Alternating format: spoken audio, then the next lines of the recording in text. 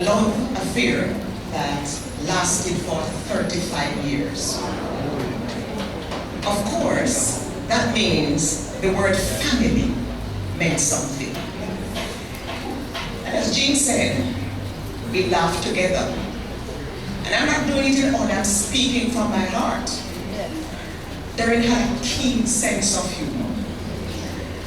And I would say sometimes a sly sense of humor. Because when she was laughing, sometimes she turned her mouth one side. And you didn't really see that she was laughing, but the body would be shaking. Yes, that was Doreen. And I told Jean while we were sitting there that one thing that came back to me, because some of these teachers do not know. Then Denbigh was small and it was not the Denbigh. So we, as teachers, wanted to give the children some amusement, and we decided that staff were going to put on a concert. And of course, Doreen was, what they say in Jamaica, if it is the end, what's you in the red? Doreen was there. But what stood out, Doreen was in the back, and Doreen was the instruments with her lips, with her hand on the desk, while we sang. And what a concert it was. I'm telling you, it was just fun. I can remember also that as a family, you always want someone to watch the back. Doreen, where she was physically housed, was at the back. And many times, I could remember Doreen, just one day in particular, she walked from the back and she said, "Miss, somebody come on the campus and threw up drugs over the fence." And I asked the boy about it, and the boy said, "Call the boy." So of course I just called the boy. And sure enough, it was somebody who had taken something to pass over to a student in school. Doreen was that person who watched the back and kept things in line. Doreen's keen sense of humor and her sense of laughter and family fun spilled over in her relationships with staff. There was never a time, Mrs. Allen can bear me out, that you say staff is going on trip. You didn't have to ask her, you write Doreen's name down. She was going to be there. And it was not always just fun times. I cannot recall a funeral service that ever took place that Doreen's voice wasn't a part of that choir. Even when it was a reduced number, Doreen was one of them. Faithful and true, and she exhibited that kind of empathy that you just had to like Doreen for who she was. And she was never loud. You could say she was soft-spoken. She never spoke out of turn. And you could say, just at first glance, that probably she is unassuming. But get close to her. She had a passion that was second to none. Passion for her work. Passion for her students' performance. Passion for the school's growth. And sometimes when she spoke with you, it was she couldn't understand why the children could not understand, or why the parents couldn't understand that this is where you want them to go. That passion that you felt coming from the heart. That was Doreen. Doreen was that person who gave. It's not easy, and both Jean and myself experienced that. We rose to positions of leadership from among our peers. I became principal when Doreen and myself were colleagues. And so Mrs. Porter also vice principal and then. And sometimes people resent that kind of thing. You used to sit in staff room and now you're in charge. Doreen was totally respectful. Totally respectful. And if Doreen came to school late one morning or she needed time to go away, I don't think she's going to say, well, slip into her place. She comes first and she says, "Listen, I know I'm wrong, or I need to leave." That kind of thing that comes from what I would call, she was a lady, she was a principal lady, she was a professional. Denbigh is indebted to her for many things. And three things I want to point out. Current principal, maybe you don't know. She started the school as a teacher of language arts. No wonder she corrected you, sir. Yes, language and communication. And she gave it her best shot, and she did it well. And as then the transition, business education became a major part of the offerings. And so Doreen transitioned into being head of the business education department. And I'm sure many have gone on to schools and are practicing in that area. And she gave it her best shot. And so more is demanded. And Doreen recognized that the department must grow in order for the school to grow. She not only taught, but she was creative in her thinking. And it's out of that department that the business club began, so that the practices that were being taught in theory could be also seen in practical terms. I hear you now have business and technology club. That's where it began. Doreen is to be given credit for that. Then our students were moving on and out, and we saw the need for our students to be a bit above the rest. Sister Heather. So we have to have things put in place that they stand out there. And so they would offer themselves for jobs. Doreen came to the office one day and she said, you know, in the careers week, we're going to put a mock interview so that the children would face persons from the community. What was the name of the company again? She created a name for a company. And on the notice board as you came through the school, I don't remember the name of the company, but you'll see that big sign put up on the notice board. Whatever company it was, is advertising for the following positions. And all the positions which would capture the skills for which our students were prepared, they were required to apply. They would apply, and the business education department would process those applications. After the guidance department would teach them how to make applications. The business department would process those applications, would send back a reply in writing, inviting them to an interview at a particular time. They were taught how to dress. They were taught how to present themselves. They carried their portfolio to the interviews. And it was Doreen's leadership along with her team that brought in people to conduct the interview from Kingston, from around Maypen, from Jamalco, from every sphere of life. And they sat there and they had to monitor what happened, comment on weaknesses, comment on strengths, and at the end of that exercise, the children had a feedback, Doreen and her creativity. I remember that as we transitioned, the textbook program came into being. Doreen became textbook administrator. And parents, you can relate to her. Oh my goodness, what a chaos it was when it started. From head office, from book room, and that mean we went through several stages. Doreen never flustered. Doreen sat there. Where there were weaknesses, she sought to strengthen them. And I remember the greatest tribute I can share with you was one of the education officers that came. Now that she had gone through the whole system and proper accountability was given, she came to the office because, you know, they had to sign the logbook.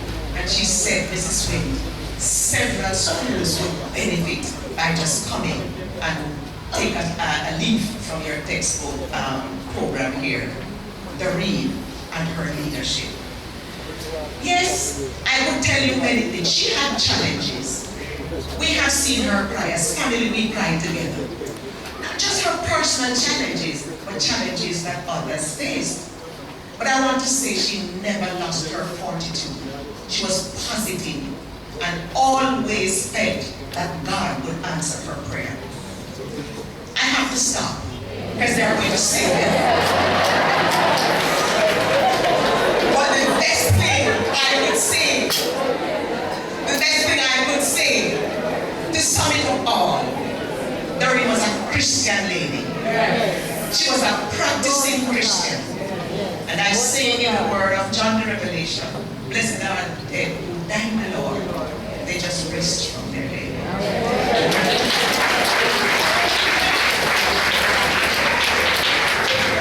And so, just to let you know, the support that we give for her, our dear colleague, now deceased, I'm asking all the Denbigh High School family members who are not standing up here, past, present, and those to come, let's stand.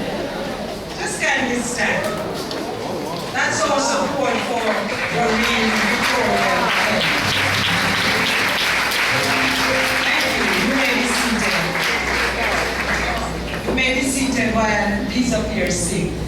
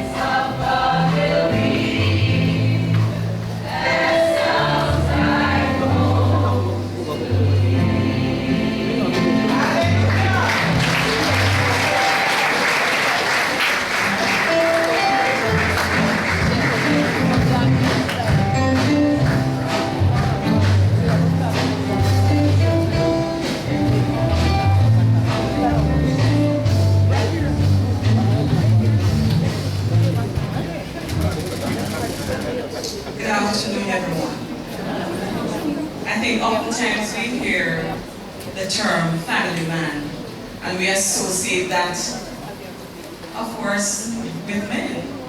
But today I want to say Auntie Doreen was a family woman.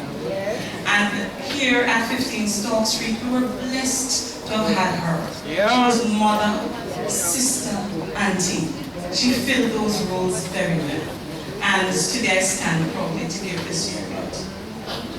Tribute for Doreen Victoria Campbell Pennant. I am not ashamed, for I know whom I have believed, and I am persuaded that he is able to keep that which I have committed unto him against that day. And that beautiful passage came from 2 Timothy 1 and verse 12. This verse must have been axiomatic in the life of Doreen Victoria Campbell Pennant, who gave her heart to the Lord Jesus before entering her teenage years.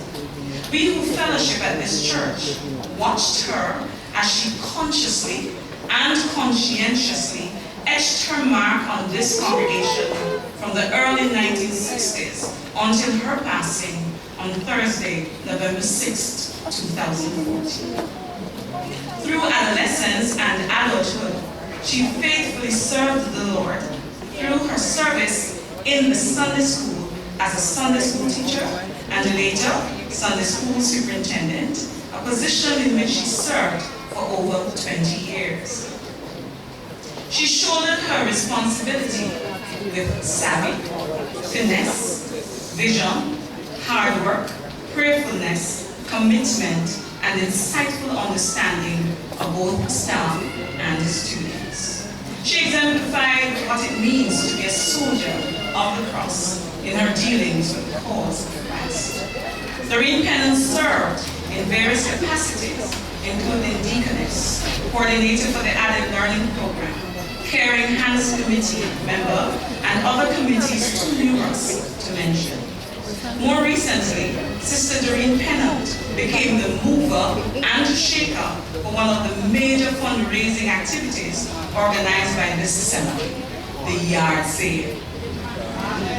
One of the remarkable characteristics of Doreen Pennant was her ability to softly, quietly, and unobtrusively carry out whatever she was involved in without fanfare and trumpets. We have been privileged to observe her in action, but more importantly, to have fellowship with her. We look forward to continuing this fellowship when we are united with her in heaven. The way she modeled made us know God's immeasurable care. She encouraged such that we would neither doubt nor fear. Her labor of love was a lesson for both young and old. It was selfless and without fanfare or show. She taught so that we knew success, not failure, excellence, not compromise, godliness, not man's device. She prayed with fervency and testified of God's goodness and his mercy. She stayed the course with unwavering faith. She endured to the end of her earthly race. God bless you all.